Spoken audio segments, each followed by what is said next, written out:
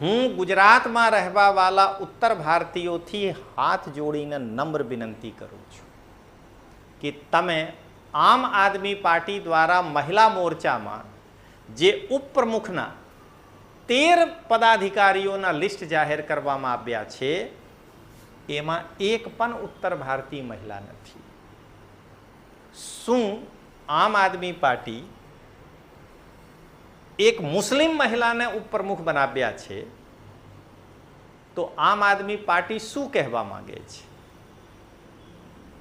કે આમ આદમી પાર્ટીમાં ઉત્તર ભારતીય મહિલાની વેલ્યુ મુસ્લિમ મહિલાથી કમ છે.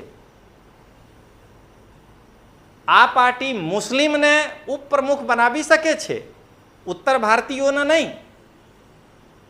તો ઉત્તર ભારતીય જનતા 2027માં રાહ જોઈ રહ્યા છે કે ક્યારે ચૂંટણી આવે અને આમ આદમી પાર્ટીને મજા ચખાવીશ.